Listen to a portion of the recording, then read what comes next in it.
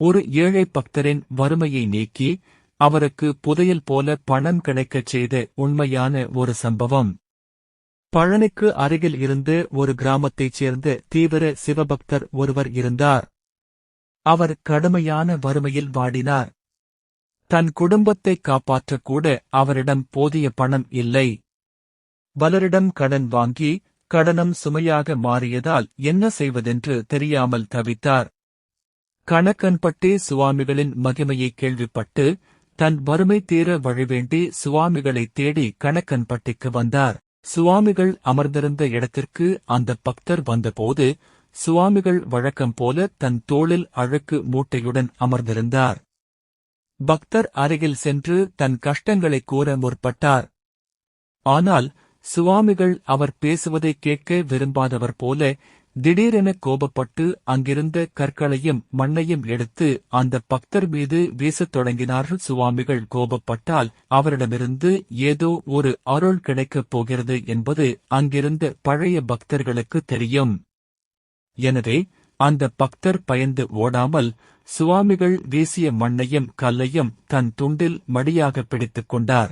சற்று நேரத்தில் சாந்தமடைந்த சுவாமிகள் தன் தோளில் இருந்த அழுக்கு மூட்டையிலிருந்து ஒரே ஒரு பழைய ₹1 நாணயத்தை எடுத்து அந்த பக்தரிடம் தூக்கி எறிந்தார்.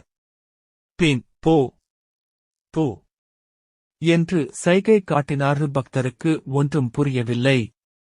தன் வறுமையை தீர்க்க கோரி வந்தால் சுவாமிகள் வெறும் ₹1 நாணயத்தையும் கொஞ்சம் மண்ணையும் தந்துள்ளாரே என்று நினைத்தபடி அதை தன் வீட்டில் இருந்த பூஜை அறையில் கொண்டு போய் வைத்தார்.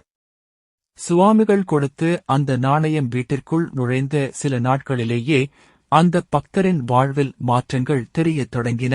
பல வருடங்களாக வராமல் வராக்கடனாக இருந்த ஒரு பெரிய தொகை சம்பந்தப்பட்ட நபரை நேரில் வந்து அவரிடம் கொடுத்துச் சென்றார். அந்த பணத்தைக் கொண்டு அவர் சிறிய அளவில் தொடங்கிய மளிகை கடை வியாபாரம் சுவாமிகளின் அருளால் சில மாதங்களிலேயே மிகப்பெரிய சூப்பர் மார்க்கெட்டாக வளர்ந்தது. சில வருடங்களிலேயே அவர் அந்த பகுதியின் மிகப்பெரிய தொழிலதிபராக மாறினார்.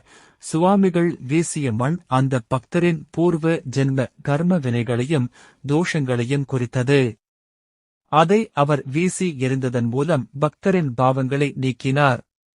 அவர் கொடுத்த அந்த ₹1 நாணயம் சாதாரண நாணயம் அல்ல, அது சுவாமிகளின் தபோ பலம் நிறைந்த அக்ஷய பாத்திரம்.